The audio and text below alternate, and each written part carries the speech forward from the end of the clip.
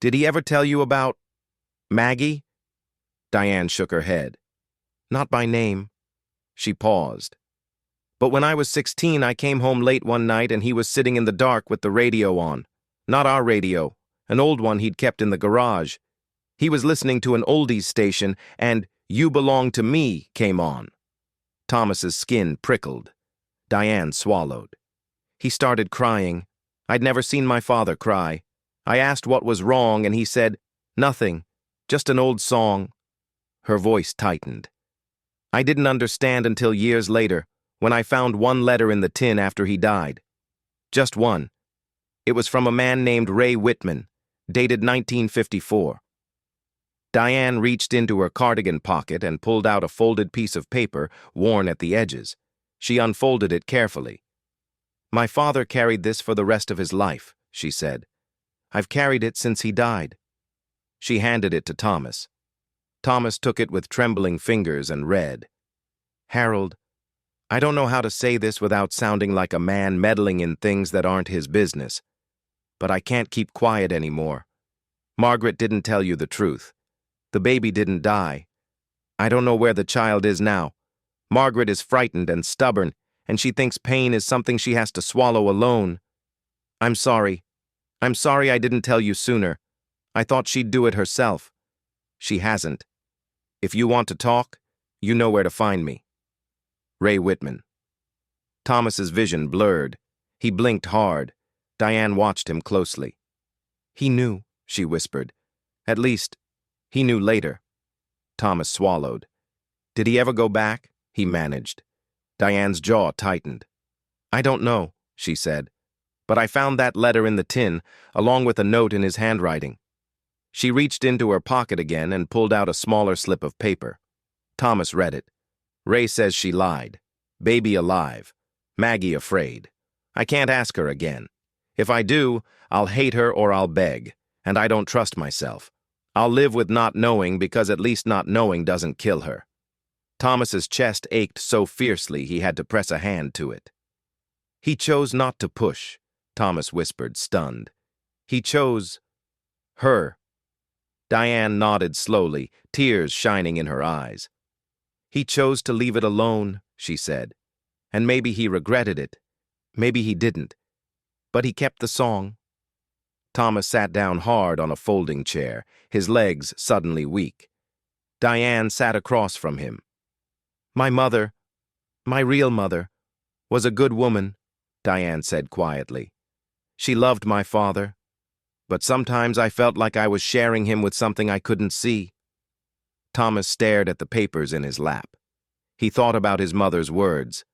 I watched his face change in a way I can't forget. He thought about his own father, Walter Reed, steady as a post, never showing cracks.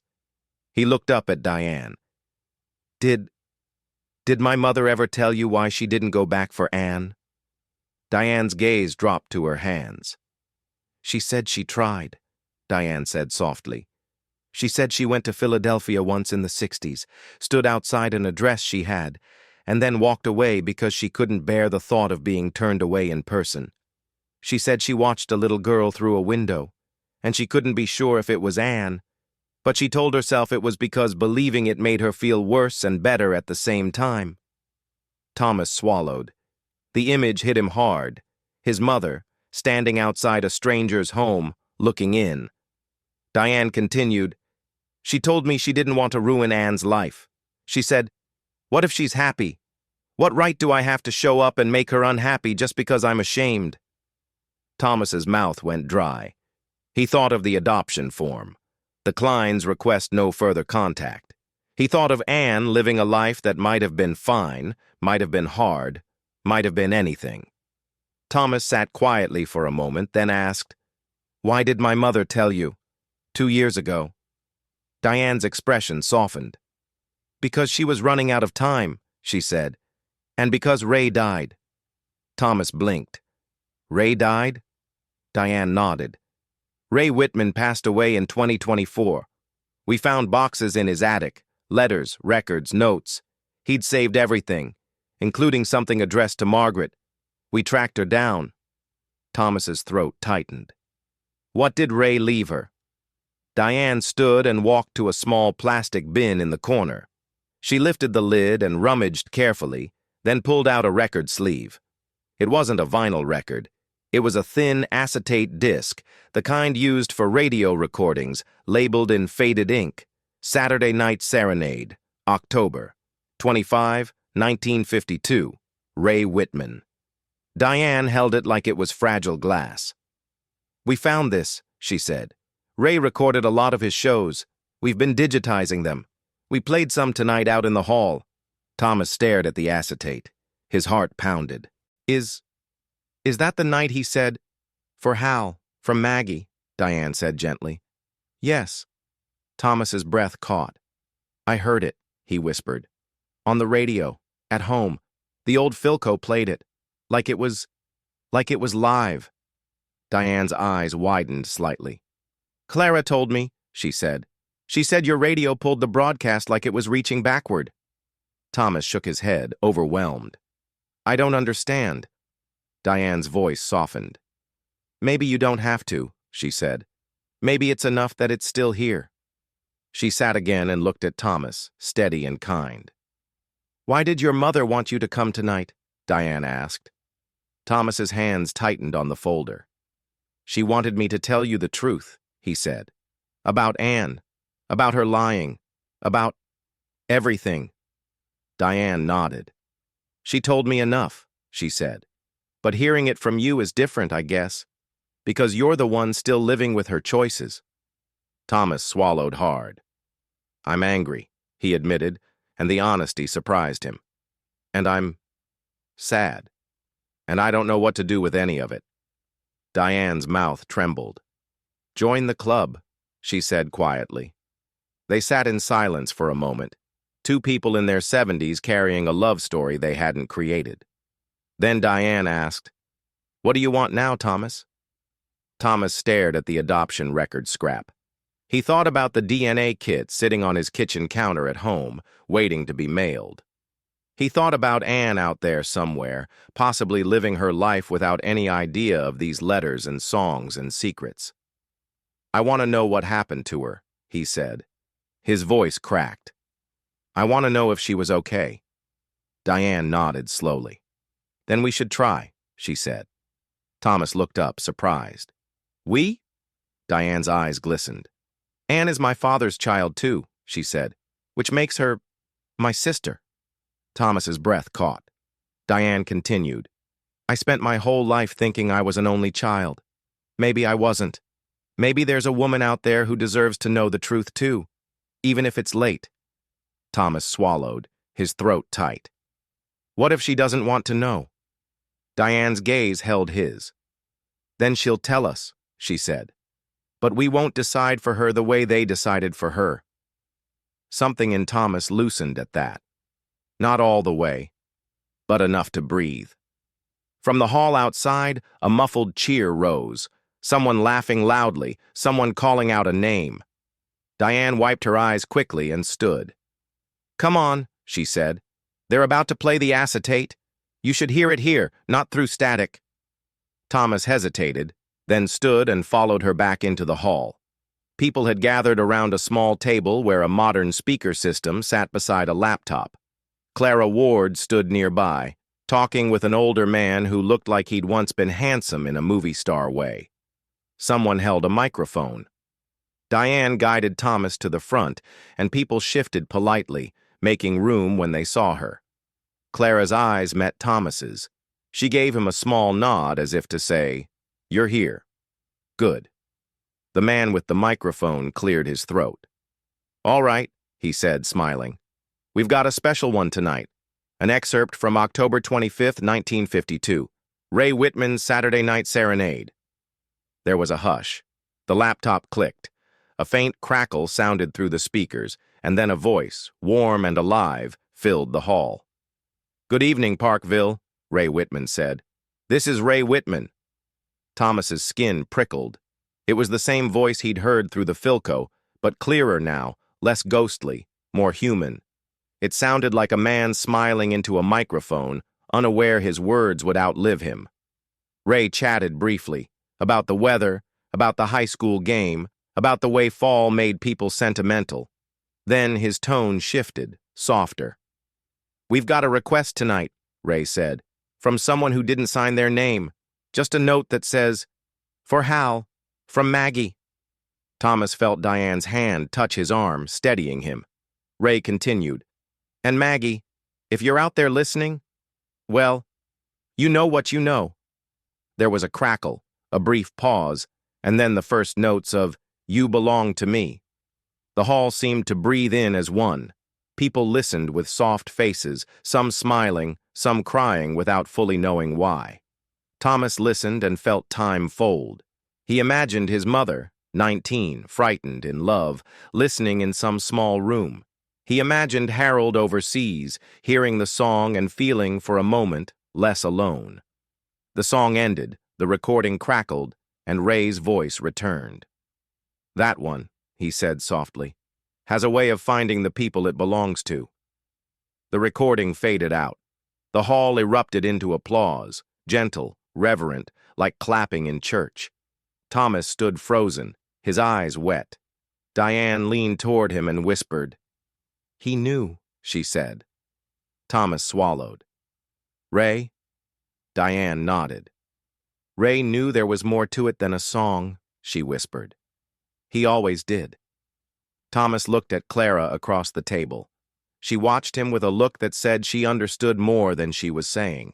When the crowd began to disperse, Diane led Thomas toward a display table in the corner covered in old station memorabilia. "Come see," she said. On the table were photographs of the station staff, clippings from the local paper, and a small wooden box labeled Listener's Letters. Diane opened the box and sifted through a stack of envelopes, her fingers careful. She pulled out one and handed it to Thomas. It was addressed to Maggie O'Connor. The return address was WPRK. Thomas's hands shook as he took it. "It was in Ray's attic," Diane said quietly. "Unsent." Thomas stared at the envelope.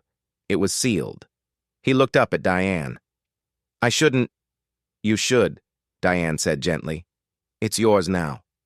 Thomas slid a finger under the flap, feeling like he was stepping onto sacred ground. He opened it and unfolded the letter inside. "Margaret, I'm writing because I don't know how to hold what I know without doing something with it. I saw Harold the day after you did. He came back to the station looking like someone had cut the rope inside him. He didn't yell. He didn't ask me to fix it. He just stood there while I talked, because I talk when I'm nervous. He told me you said the baby died. Margaret, I'm not judging you. I've watched this town chew up girls and spit them out, and I've watched men walk away clean as a whistle. But I'm telling you this as a friend. Lies don't bury pain. They plant it. If the baby is alive, tell him. If the baby is gone, then tell him anyway, and let him grieve with the truth, not the story you built because you thought it would hurt less. You think you're saving him. You're not. You're saving yourself. And you're going to pay for it every time you hear that song. If you ever need someone to talk to, I'm here. I'm not much, but I'm here. Ray Whitman. Thomas's throat tightened. He could barely see the words. He looked up at Diane. "She never opened this," he whispered. Diane nodded. "Ray never sent it," she said. "Maybe he didn't want to push. Maybe he thought she'd come around. Maybe he was tired of meddling." Thomas swallowed hard. "Or maybe he didn't want to be the one to break her." Diane's eyes softened. "Maybe." Thomas folded the letter carefully, feeling as if he'd touched the edge of something both tender and brutal. Outside the Civic Hall windows, the evening light softened, turning the town golden in a way that made it look like it was still 1952 if you didn't stare too hard. Diane took a breath. "Can I ask you something?" she said. Thomas nodded. Diane's voice trembled. "Did your mother ever seem haunted?" she asked. Thomas's chest ached. He thought of his mother standing at the sink at night. He thought of the way she sometimes went quiet when the radio played old songs, her eyes distant as if she was listening to someone else. "Yes," Thomas said, "but I thought it was just life." Diane nodded. "Me too," she whispered. I thought my father's sadness was just the war. She hesitated, then said, Do you think if she'd told him the truth, everything would have been different? Thomas stared at the table. He thought of his father Walter, steady, kind. He thought of his own existence. He thought of how one truth could rearrange a whole line of lives. I don't know, he admitted. But I think they both deserved the chance. Diane nodded, tears slipping down her cheeks now without shame. So does Anne, she whispered. Thomas swallowed hard. That night, Thomas drove home with the Philco in the back seat and the unsent letter tucked safely in his bag. When he got home, he didn't turn on the television. He didn't pour a drink. He sat at his kitchen table and opened the DNA kit. He followed the instructions like it was a ritual. When he sealed the envelope and set it by the door to mail in the morning, his hands were steady. He wasn't sure what he hoped for. He wasn't sure what he feared. But he knew he couldn't keep living as if the past was a locked box. Over the following weeks, Diane and Thomas spoke on the phone often. It was strange at first. Two people connected by a love story neither had lived, talking like old friends. But the connection held. Diane sent Thomas a copy of her father's obituary. Thomas read it slowly, noticing small details. Harold had worked as a postal clerk. He'd coached Little League. He'd been married 40 years. He'd loved jazz. Thomas tried to picture him as an old man. It was difficult. Harold lived in Thomas's mind mostly as a young man in uniform with hopeful eyes. Diane told Thomas about her mother, about family dinners, about the way her father always turned up the radio when You Belong to Me came on, then pretended he didn't. Thomas told Diane about his mother in later years, about her stubbornness, her quiet kindness, her sharp tongue when she was afraid. He admitted things he'd never said out loud, that he'd sometimes felt like he could never quite reach her, like she was behind glass. Diane listened without judging. Maybe she was protecting a wound, she said softly. Thomas started to see his mother not as an inscrutable force, but as a girl who'd made a choice and then lived inside it for 70 years. In June, a notification arrived from the DNA service. Your results are ready. Thomas stared at the email for a long time before clicking. He didn't feel dramatic. He felt quietly terrified, like stepping into a dark room. The results are loaded. Ethnicity estimates, distant cousins, a map full of percentages that meant little. Then, a match list. Thomas scanned, his eyes moving quickly, looking for anything that screamed sister. He didn't see it at first. The list was full of third cousins, second cousins, names he didn't recognize. Then, halfway down, a match labeled close family, 25% shared DNA. Name, Marianne Klein. Age, 72. Location, Pennsylvania. Thomas's breath left him in a rush. Marianne. Not Anne. But it could be her. It could be Anne under a different name. It could be a woman adopted and renamed and living a whole life without Anne attached. Thomas's hands trembled as he clicked. Marianne Klein, likely relationship, half-sibling, half-sibling. Thomas pressed a hand to his chest. His heart pounded. He stared at the screen until tears blurred it. A half-sister. Alive. In Pennsylvania. He thought of Diane, and his fingers moved before he could think too much. He grabbed the phone and called her. Diane answered on the second ring. Thomas? Thomas's voice broke. He cleared his throat. I got a match. There was a silence on the line, the kind that holds its breath. Diane whispered, Is it? Yes, Thomas said. I think so. Her name is Marianne Klein. It says half-sibling. Diane made a sound, half laugh, half sob. Oh, she whispered. Oh my God. Thomas swallowed. What do I do? Diane's voice trembled. You message her, she said. You keep it simple. You give her room. You let her decide. Thomas stared at his computer screen, the name glowing like a doorway. He typed a message 3 times and deleted it 3 times. Finally, he wrote, Hello, Marianne. My name is Thomas Reed. Our DNA results suggest we may be half-siblings.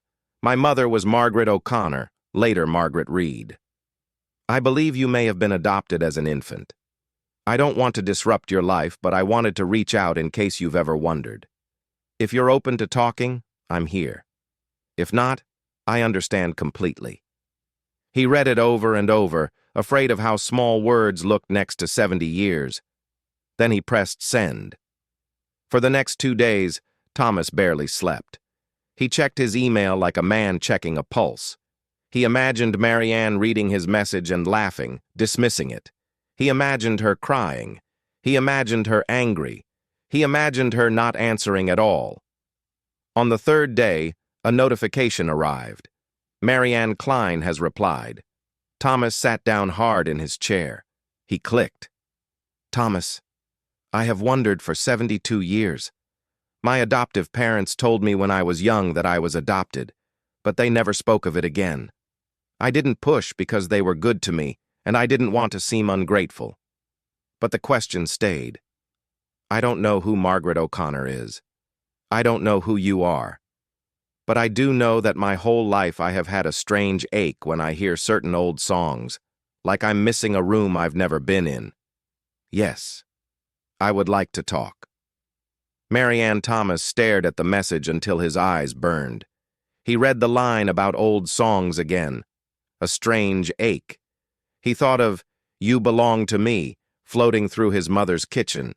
He thought of the radio crackling like truth trying to speak. Thomas replied immediately, then stopped and forced himself to slow down. He didn't want to flood her. He didn't want to make the mistake of deciding for her, of pushing her into a story she hadn't asked for. They exchanged a few messages first, gentle, cautious, like two people approaching a skittish animal. Marianne told him she lived outside Philadelphia with her husband. She had 2 children and 4 grandchildren. She worked as a school counselor for years. She loved gardening. She hated big crowds. Thomas told her about his wife, about his children, about his mother's recent death. He didn't tell her everything right away. The letters felt too big for an email. Marianne asked after a few days, "Do you know why I was given up?"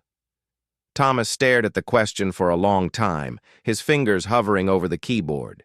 He wrote back, "I have some letters and paperwork.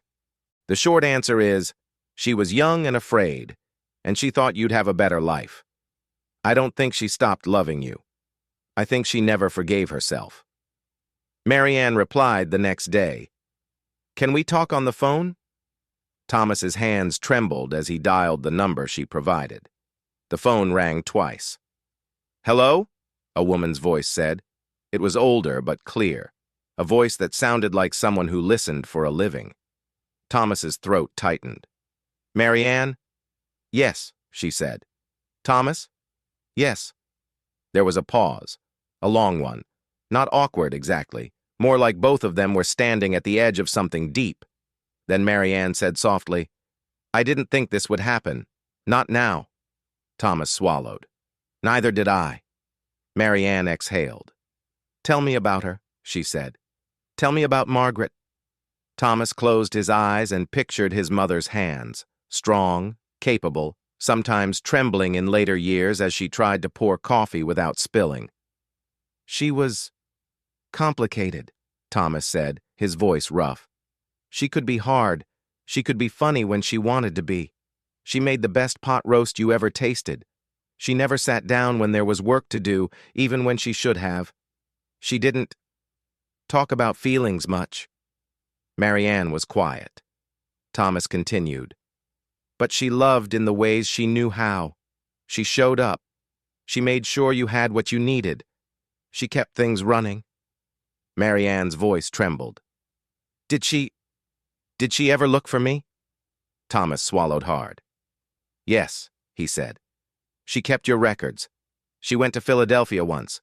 She stood outside a house. She didn't knock." Marianne was silent for a moment. Then she whispered, "I lived in the same house my whole childhood." Thomas's chest tightened. Marianne continued, her voice thick. "Sometimes I'd see a woman outside, down the sidewalk, just standing there. I thought she was waiting for someone. My mother would pull the curtain closed and say, "Don't stare." Thomas felt tears spill down his cheeks. "It might have been her," Thomas whispered. Marianne's breath hitched. "I always wondered," she said. "I always wondered if someone came and left." They sat in silence, the connection between them suddenly not theoretical, but real and aching. After a while, Marianne said, "Do you know my father?" Thomas's throat tightened. "I didn't," he said carefully. "But I know his name. Harold Lawson." Marianne repeated it slowly. "Lawson," she murmured. "That doesn't sound like Klein." Thomas hesitated, then said, "There's more. There's a song." Marianne gave a small laugh through tears. "Of course there is," she said. "There's always a song." Thomas swallowed. "It's called You Belong to Me." There was a pause. Then Marianne whispered, "Oh." Thomas's heart pounded. "Do you know it?" Marianne's voice cracked. "I don't know why," she said, "but yes, I do. My adoptive father, James, used to whistle it when he shaved, and when I was older I'd hear it on the radio and I'd feel sick, like it was calling me." Thomas exhaled shakily. "My mother used to hum it," he said. "She kept an old radio. It played it the day I found the letters." Marianne was quiet, absorbing. Thomas continued gently. "There are letters between Margaret and Harold, and a letter from a DJ named Ray Whitman. It's a lot." Marianne's voice softened. "I want to read them," she said. "If you're willing." Thomas swallowed. "I am." They agreed to meet in person in July, halfway between their homes, at a small cafe near a park, neutral ground, not too crowded. In the weeks before the meeting, Thomas felt like he was living in two timelines at once. In the morning, he did ordinary things: grocery shopping, mowing his small lawn, paying bills. At night, he held old letters and listened to a radio that sometimes seemed to breathe the past into the present. He told Lisa, his daughter, that he'd discovered something about his mother. He didn't give details yet. He didn't know how. Lisa, who had always been the softer of his children, looked at him with concern. "Are you okay?" she asked. Thomas wanted to say no. He wanted to say he was cracked open. Instead, he said, "I'm figuring it out." Lisa touched his hand. "You don't have to figure it out alone," she said. Thomas nodded, but he didn't tell her everything. Not yet. On a warm July afternoon, Thomas arrived at the cafe early.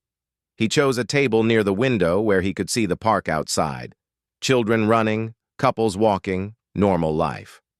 He brought the letters in a folder and, because he couldn't imagine not bringing it, he brought the Philco in his trunk. He didn't know if he'd show it to her, but it felt like part of the story had to be present. When Marianne walked in, Thomas recognized her immediately, and not at all. She was 72, but her eyes were bright. She had gray hair pulled into a loose bun and a face that looked familiar in the way a cousin's face might. Your own features arranged differently. She scanned the room, spotted him, and stopped short. Thomas stood quickly, his chair scraping. For a moment, they just stared. Then Marianne walked toward him, her steps measured, her hands clasped in front of her like she was holding herself together. "Thomas," she said softly. "Marianne," he replied. They hesitated. Then, in a way that felt both awkward and inevitable, they hugged. The hug was brief, careful, and yet Thomas felt something loosen in his chest, a long-held breath releasing. They sat. They ordered coffee. They made small talk about traffic, about the heat, because humans often circle the big things before touching them. Then Marianne looked at him steadily and said, "Show me." Thomas nodded and slid the folder across the table. Marianne opened it with hands that trembled only slightly. She read the first letter, Harold's bus station letter, and her face changed, as if she was watching a film of strangers who somehow mattered. She read silently for a long time. Her eyes moved slowly over the words. Sometimes her mouth tightened, Sometimes her brow furrowed. Thomas watched her, his own heart pounding. After a while, Marianne looked up, her eyes wet. "She said the baby died," Marianne whispered. Thomas nodded. "Yes." Marianne swallowed hard and kept reading. When she reached Margaret's letter, "I am carrying something." Marianne's breath hitched.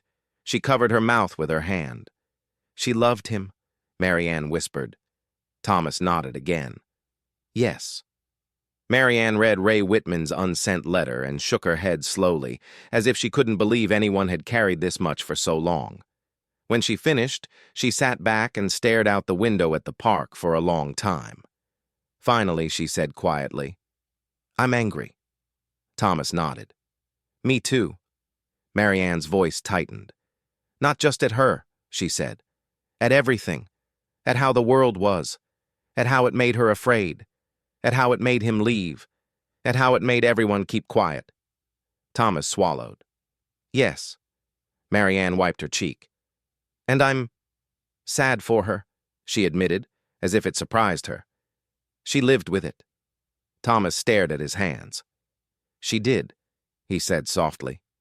Marianne took a breath and looked at him. "Do you know what she looked like then?"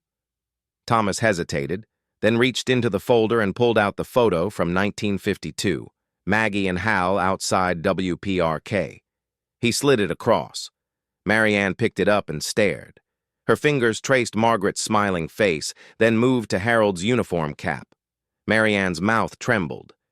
"She was so young," she whispered. Thomas nodded. "Yes." Marianne stared at the photo a moment longer, then said, "I think I saw her." Thomas's breath caught. "You said that on the phone."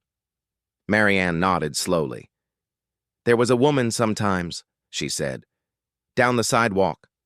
Not often, but enough that I remember. I thought she was lonely." Thomas swallowed hard. Marianne took a shaky breath. "I don't know what I'm supposed to feel," she said. Thomas's voice was gentle. "Maybe you don't have to decide today," he said. "Maybe it's enough to know." Marianne looked at him for a long moment, then gave a small, tired smile. "You sound like a counselor," she said. Thomas almost laughed. "Well," he said, "I'm learning late." Marianne took another sip of coffee, then asked softly, "Did she ever love you?" Thomas blinked. The question hit him in a place he hadn't expected. He swallowed. "Yes," he said, voice rough. "In her way. She loved me. She just didn't always know how to be soft." Marianne nodded slowly, as if filing it away. "I was loved too," she said quietly. "My parents, James and Ruth Klein, they were good to me. They weren't perfect, but they were good." Thomas exhaled, relief and grief tangled together. Marianne looked at the letters again. "Who was Ray Whitman?" she asked. "A DJ," Thomas said. "A man who helped without asking for credit." Marianne nodded. "A quiet kind of man," she murmured. Thomas hesitated, then said, "I brought something." Marianne looked up. Thomas stood and went out to his car. He opened the trunk and lifted the Philco carefully, carrying it back inside like it mattered. He set it on the chair beside him, then slid it gently into the space between them, like placing a third person at the table. Marianne stared. "That's the radio." Thomas nodded. "My mother kept it her whole life." Marianne's fingers reached out and touched the wood lightly, as if afraid it would vanish. Thomas swallowed. "It played the song," he said softly. "The day I found the letters." Marianne's eyes filled again. "Can it play now?" Thomas hesitated. "Sometimes," he said. "Mostly normal stations." Don't forget to click the like and don't miss the end and details of the emotional story. "But sometimes," he shrugged, not wanting to sound crazy. Marianne studied him. "Sometimes it talks," she said, not a question. Thomas gave a small, helpless smile. "Sometimes." Marianne took a breath. "Turn it on," she whispered. The cafe noise swelled around them, clinking cups, a child laughing, a barista calling out an order. But Thomas felt like the air had tightened. He reached for the knob and turned it slowly. Static. Then a faint station. Modern pop music, thin and tinny through the old speaker. Marianne frowned slightly. Not that. Thomas nodded and turned again. More static. A talk show. He turned again, his fingers careful, his heart pounding. And then, soft, unmistakable, the first notes of "You Belong to Me" floated through the Philco's speaker. Thomas froze. Marianne's breath caught. The song wasn't loud. It wasn't dramatic. It was simply there, as if it had been waiting for her hand to touch the wood. Marianne covered her mouth, tears spilling freely now. Thomas watched her, his own eyes wet, and felt something in him settle. Not the pain, not the anger, but a kind of understanding. The song played, and for 3 minutes, two siblings sat in a cafe listening to a piece of music that had traveled across 74 years to find them. When the song ended, the radio crackled and drifted into static again, as if it had said what it needed to say. Marianne wiped her cheeks and laughed softly through tears. "Well," she whispered, "that's something." Thomas swallowed. "Yeah," he said. "Yeah, it is." Marianne looked at him, her eyes shining. "I don't think she meant to abandon me," she said quietly. "I think she meant to survive." Thomas nodded. "I think so too." Marianne glanced down at the photo of Margaret and Harold. "And I think he meant to come back," she said. Thomas's chest tightened. "I think so too," he whispered. They sat quietly for a long time after that, talking in softer tones, about grandchildren, about gardens, about the strange ways life loops back. Before they left, Marianne asked, "Will you take me to Parkville sometime?" Thomas nodded, surprised by how quickly the answer came. "Yes," he said, "I will." 2 weeks later, Thomas drove Marianne to Parkville. Diane met them at the old station building, now partially cleared out, volunteers working to restore it. Clara was there too, carrying a box of tools. She smiled when she saw Marianne. "This must be her," Clara said softly. Marianne nodded, her eyes wide as she took in the building. Boarded windows, peeling paint, the old tower behind it. "It smells like dust," Marianne said, almost amused. "And something else, like electricity." Clara laughed. "That's the solder," she said. They walked through the empty studio space where microphones had once sat. Diane pointed to the spot in the hallway where Harold had stood crying. Marianne paused there, her hand pressed to the wall as if feeling for a pulse. Thomas watched her and realized something. The past wasn't just pain. It was also proof. Proof that people had loved, had tried, had made choices with the tools they had. In the corner of the studio, volunteers had set up a small memorial display for Ray Whitman. His photo, his notes, his old headphones. Marianne stood in front of it and whispered, "Thank you," as if Ray could hear. Diane stood beside her, eyes wet. "He'd like that," Diane said. Thomas looked around the studio and felt something quietly powerful settle in him. Love wasn't always the big gestures. Sometimes it was a DJ saving letters in an attic. Sometimes it was a soldier choosing not to destroy someone he loved, even when he'd been hurt. Sometimes it was a man named Walter Reed marrying a woman with a past and raising a son without demanding purity. Thomas thought of his father and felt a wave of gratitude so strong it surprised him. Later, when they stood outside the old station building, Diane looked at Marianne and said softly, "I wish my father could have met you." Marianne wiped her cheek. "Maybe he did," she whispered. "Maybe he saw me somewhere and didn't know." Diane's mouth trembled. Thomas stood between them, two halves of a story finally meeting, and felt, for the first time since his mother's death, something like peace. That night, Thomas returned home alone. He set the Philco back on his table and sat in front of it. He thought about Margaret, his mother, 19 and terrified, hiding letters under a radio because she couldn't speak the truth out loud. He thought about how her fear had shaped a family, had shaped him, had shaped Marianne's life too. And he thought about what happened when people finally listened. Thomas turned the knob gently. Static filled the room, soft as breath. Then, faintly, a voice came through, Ray Whitman's voice, warm and familiar. "Sometimes," Ray said, as if speaking directly to Thomas across time, "the song doesn't belong to the people who asked for it. Sometimes it belongs to the ones who finally hear it." Thomas sat very still, tears slipping down his cheeks, not from shock now, but from something quieter. He didn't speak a moral. He didn't turn his mother into a saint or a villain. He didn't try to make the past neat. He simply listened. And in the listening, he understood the secret lesson his life had been circling all along, that love can be expressed in small acts, saving a letter, playing a song, telling the truth late, and that sometimes the bravest thing a person can do is stop protecting the story and let the real one be heard. The radio crackled softly, and then, as if on cue, the first notes of "You Belong to Me" rose again, gentle and steady.